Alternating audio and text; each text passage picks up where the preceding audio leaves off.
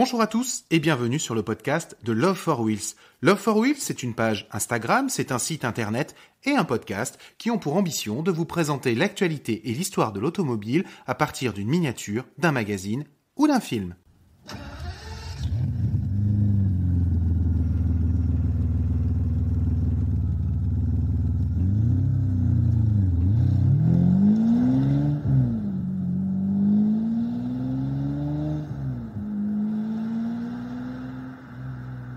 Aujourd'hui, je vais vous parler du Youngtimer, et plus particulièrement de la BMW série 5 E34 présentée en 1988. Remplaçant la vieillissante E28, cette série 5 reprend les traits de la série 7 apparue en 1986. Elle est animée par des moteurs 6 cylindres et le sommet de la gamme est alors représenté par la 535i développant 211 chevaux. Quelques mois plus tard, BMW présente la sportive de la gamme, la M5. Avec son moteur de 315 chevaux, elle abat le 1000 m départ arrêté en moins de 26 secondes et sa vitesse maxi est bridée électroniquement à 250 km/h. Philippe Delenner, essayeur au Moniteur automobile, nous présente cette voiture dans le numéro 925 du magazine le 11 mai 1989. Il nous dit ceci. La M5, c'est un joli monstre.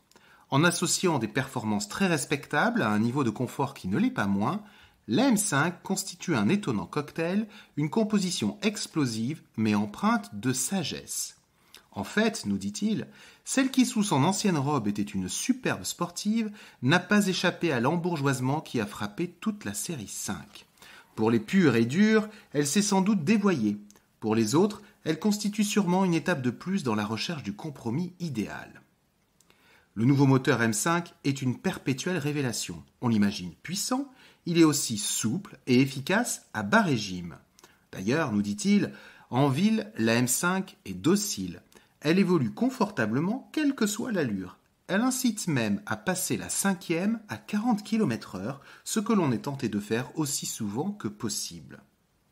Alors heureusement pour nous, il poursuit et il va nous parler un peu plus des performances de ces M5. Et voilà ce qu'il nous dit.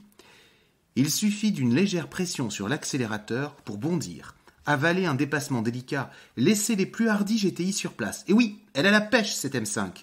À n'en pas douter, le 6 cylindres bavarois en redemande. Il aime tourner vite. Première, seconde, le 100 km/h est atteint en 5 secondes 9. Troisième, quatrième, le kilomètre est avalé en 25 secondes 7. Le tachymètre indique alors 220 km/h, ce qui représente l'allure réelle de 208 km/h. L'aiguille du tachymètre monte, 250, 260, lorsque, à 270 km/h compteur, le moteur se coupe brutalement et pendant de longues fractions de secondes. Le tachymètre est retombé à 260 lorsque le moteur reprend du service, pour un nouveau tour, jusque 270 km/h lorsque la coupure se manifeste une nouvelle fois. Le chrono sanctionne 250,9 km/h. Le constructeur avait donc bien raison, l'ordinateur de gestion du moteur surveille les choses avec précision. Cela dit, quel moteur, quelle auto! La nouvelle M5 est capable de bien mieux que les 250 km/h atteints au volant du véhicule qui m'était confié, allure à laquelle elle se stabilise avec brusquerie et violence. Et il conclut avec 2 mots son article, superbe voiture. BMW ne s'arrête pas là et poursuit le développement de la gamme. En 1990, la série 5 devient plus accessible avec la commercialisation des 520i et 525i. Une motorisation diesel fait son apparition avec la 524 TD. En 1991, la série 5 accueille une transmission intégrale avec la 525iX et la 525 TDS équipée d'un moderne 6 cylindres diesel remplace alors la 524 TD. Cette même année, la série 5 est déclinée dans une superbe version break. En 1994, les nouveautés se nichent sous le capot de la série 5. Elle accueille en effet un moteur V8 avec les nouvelles 530i et 540i. L'embouti du capot est modifié et la calandre s'élargit.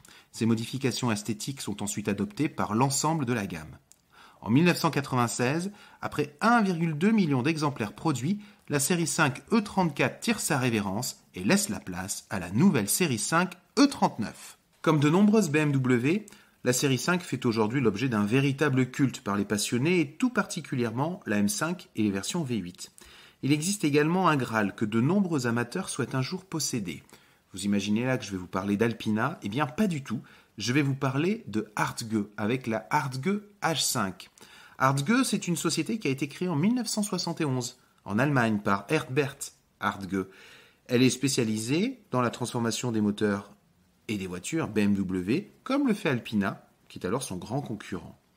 En 1985, Hardge devient constructeur à part entière et ses voitures arborent son logo en lieu et place de la célèbre hélice de BMW. Parmi les nombreuses réalisations de Hardge figure en 1989 la H5, une série 5 E34 équipée, tenez-vous bien, du V12 de la série 7. Les journalistes Jean-Pierre Joyeux et Jean-François Marché ont la chance d'essayer la Hardge H5 pour le magazine Auto Hebdo. Leur essai est publié le 16 août 1989. Voici ce qu'ils nous écrivent. Aussi somptueuse soit-elle, la BMW 750i n'a pas totalement répondu à l'attente des puristes. Son V12 est muselé.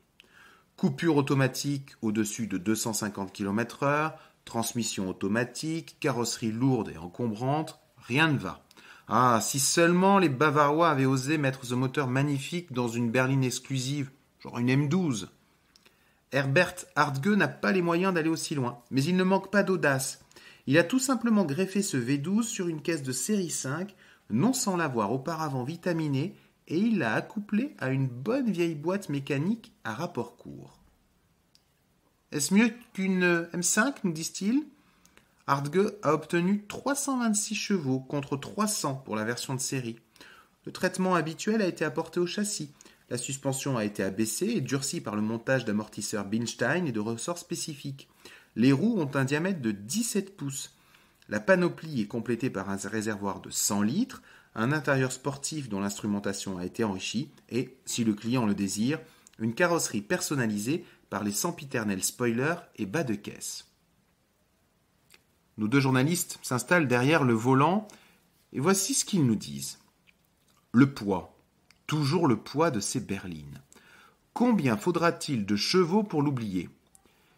Il est vrai que l'absence de défaut gomme elle aussi les sensations. La motricité est parfaite, tout comme la rigidité de la caisse. Les anciennes séries 5 préparées avaient vite fait de se mettre à l'équerre. En tout cas ici, pas de miracle avec le chrono. Les temps d'accélération que nous avons obtenus sont rigoureusement identiques à ceux de la M5. Sur rouge sinueuse, en revanche, la H5 V12 est plus vivante que la M5 et l'on ne résiste pas au plaisir des montées en régime de son moteur. Il faut simplement oser, se laisser aller à secouer une masse aussi imposante. La qualité du comportement routier le permet. Au final, nos deux journalistes évoquent au sujet de la Hardge H5 un véritable coup de folie. Quelques années plus tard, vous le savez probablement, Hardge sera mis à contribution par Renault pour le développement du moteur de la Safran biturbo. La société commercialisera même en Allemagne des Citroën C5 modifiés. Hardge cesse son activité en 2019. Si vous souhaitez en savoir plus sur la série 5, sur les séries 5 même, je vous conseille l'excellent ouvrage de Laurent Penquin qui a publié dans la collection Auto Forever, un ouvrage intitulé « Le guide de toutes les BMW série 5, 6, 7, 8, M1 et Z8 ».